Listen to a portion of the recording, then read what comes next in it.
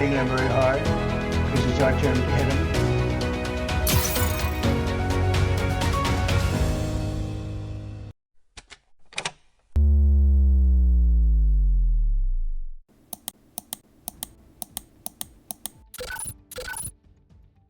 පෙබරවාරි 28 වැනිදා ඇමරිකාව විසින් ඉරානයේ ආධ්‍යාත්මික නායක අලි කමිනේව සහ ඔහුගේ පවුලේ කිහිප දෙනෙක්ම ඇමරිකාව විසින් මරා දමනවා.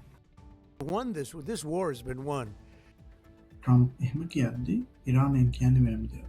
ඒගොල්ලෝ කියනවා අපි හෝමුස් සමුද්‍ර සන්ධය වහනවා කියලා. මේකෙන් පස්සේ ලෝකෙ බොරතැන් වෙන දවසින් දවස වැඩි වෙනවා. මේක තමයි අද ලෝකෙ තියෙන ඉකොනොමික් ක්‍රයිසිස් එකට ප්‍රධාන හේතුව. ඇමරිකාව තිබ්බේ බොහොම සිම්පල් ප්ලෑන් එකක්.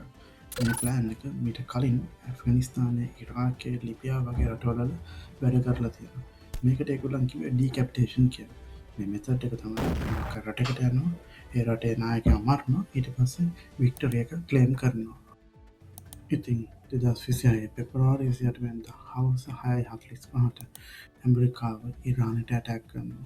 ඇටැක් කරලා ඉරානයේ නායකයව සහ පවුලේ කිහිප දෙනෙක්ම මරා දමනවා. මීට අමතරව තව ටාගට් 900කට ප්‍රහාර එල්ල කරනවා. හැබැයි ඇමරිකාවේ බුද්ධි අංශය එක ඩීටේල් එකක් මිස් කරනවා. ඒ තමයි ඒගොල්ලන් දැනන් හිටියේ නෑ මේ ඉරානයේ නායකයාට කැන්සර් එකක් තිබ්බා කියලා. ඒ කියන්නේ ඉරානයේ මේ සිටුේෂන් එකට බොහොම කාලයකට කලින් හොඳටම ලෑස්තිලා ඉඳලා තියෙනවා. Are you afraid of a U.S. invasion in your country? No, we are waiting for them. ඉතින් මේ සිදුවීමෙන් පස්සේ මීට කලින් ඉරානයේ ගවර්න්මන්ට් එකට විරුද්ධව හිටපු මිනිස්සුන්ට ගොඩක් තරහ යනවා. මොකද මේගොල්ලන් දැකලා තියෙනවා ඇමරිකාව මේ මිඩල් ඊස්ට් වල අනිත් රටවල් වලට ඩෙමොක්‍රසි එක දෙන්න ගිහිල්ලා අන්තිමේදී ඒ රටවල් වල මිනිස්සුන්ට කරපු දේ. තවත් ගොඩක් වැදගත් දෙයක් තමයි ඉරානය අතීතයෙන් ගොඩක් පාඩම් ඉගෙන ගන්නවා. ඒ කියන්නේ මීට කලින් ඊශ්‍රායලයත් එක්ක තිබ්බ යුද්ධවලින් ඉරානයේ ගොඩක් යුද්ධ නායකයෝ මිය ගිහිල්ලා තියෙනවා. ඉතින් මේගොල්ලෝ තීරණය කරනවා මොකක් හරි හේතුවකින් ඉරානයේ නායකයව මරා දැම්මොත් ඉරානයේ මුළු ආර්මියකම ඩිසෙන්ට්‍රලයිස් කරනවා කියලා. ඒ කියන්නේ ඉරානයේ තියෙන පළාත් 30ට ආර්මි කණ්ඩායම් 30ක් දානවා. ඊට පස්සේ රට ඒ පළාත් පාලනය කරන්න. ඒ වගේම මේගොල්ලන්ට ඉන්ස්ට්‍රක්ෂන් දීලා තියෙනවා මේ වගේ අවස්ථාවකදී ඒගොල්ලෝ ෆයිට් කරන්න ඕන ආකාරය. ඒ කියන්නේ ඒගොල්ලෝ ඇටැක් කරන්න ඕන මොන රටකද මොන හමුදා කඳවුරටද කියන එක ඒගොල්ලන්ට ඉන්ස්ට්‍රක්ෂන් දීලා තියෙනවා. ඒක හිතනවා ඉරානයේ නායකයන් නැති වුණත් මේගොල්ලන්ට පුළුවන් වෙන්නේ ඇමරිකාවත් එක්ක කරට කර යුද්ධ කරන්න. එතකොට ඇයි මේ ඉරානයේ මේ GCC රටවලට ඒ කියන්නේ කුවේත්, ඩුබායි, සෞදි වගේ රටවලට පහර දෙන්නේ?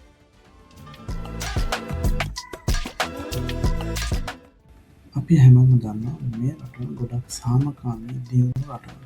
මේ රටවල් ගොඩක් සල්ලි හොයන ධනවාදී රටවල්. මේගොල්ලෝ කැමති නැහැ යුද්ධ කරන්න.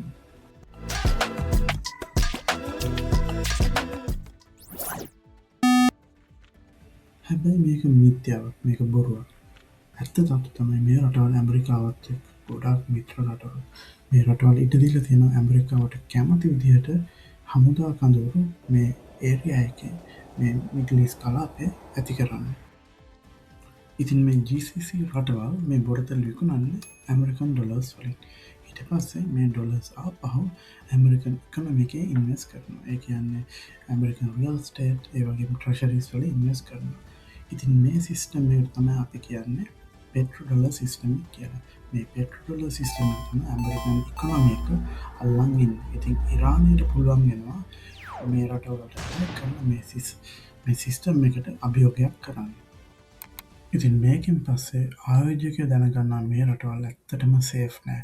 ඇත්තම කිව්වොත් මේ රටවල් ගොඩක්ම අවදානම් රටවල් කියන එක.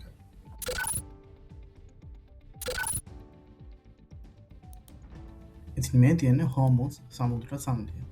2026 මාර්තු 2 වෙනිදා ඉරානය ලෝකෙට කියනවා අපි මේක බ්ලොක් කරනවා කියලා. මේ හරහා මොකක් හරි නැවක් ගමන් කරොත් අපි ඒ නැවට ඇටැක් කරනවා කියලා ඉරානය මුළු ලෝකෙටම කියනවා.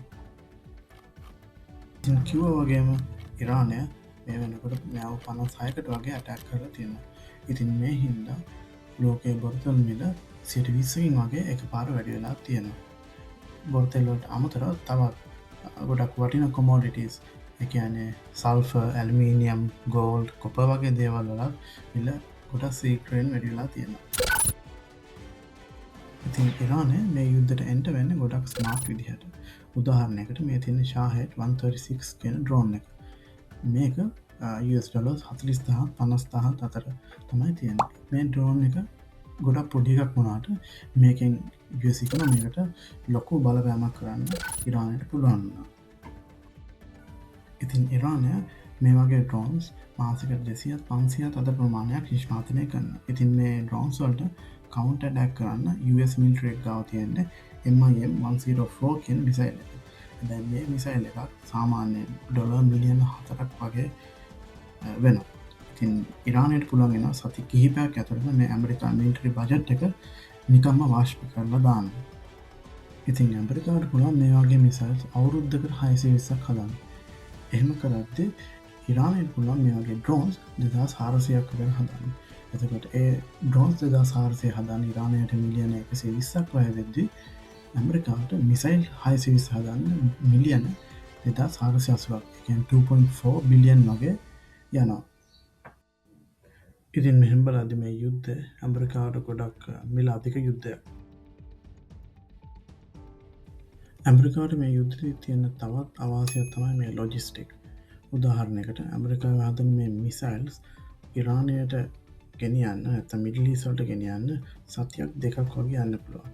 හැබැයි අනිත් පැත්තෙන් ඉරානයේම හදන ඩ්‍රෝන්ස් දවසක් දෙකක් ඇතුළත රටේ ඕනම අස්සකට මුල්ලකට යවන්න පුළුවන්.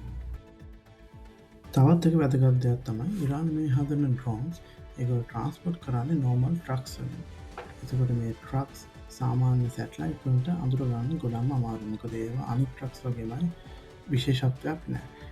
ඒකත් එක හේතුවක් තමයි ඇමරිකාවට මේ ඩ්‍රෝන්ස් වලින් එල්ලවන ප්‍රහාර ප්‍රමාණය අඩු කරගන්න බැරි වෙන්න ඒක එක හේතුවක් වෙනවා. අනිත් පැත්තෙන් ඉරානයට මේ මැද පෙරදිග තියෙන ඇමරිකාවේ හමුදා මධ්‍යස්ථානය ඉතාම ලේසියෙන් අඳුරගන්න පුළුවන් වෙනවා. අපිට උනත් මේ මධ්‍යස්ථාන සැටලයිට්ස් වලින් කොහෙද තියෙන්නේ කියලා හරියටම බලා ගන්න පුළුවන්. ඉතින් ඇමරිකාව හිතුවා වගේ මේ යුද්ධය ඉවර වෙන පාටක් නැහැ.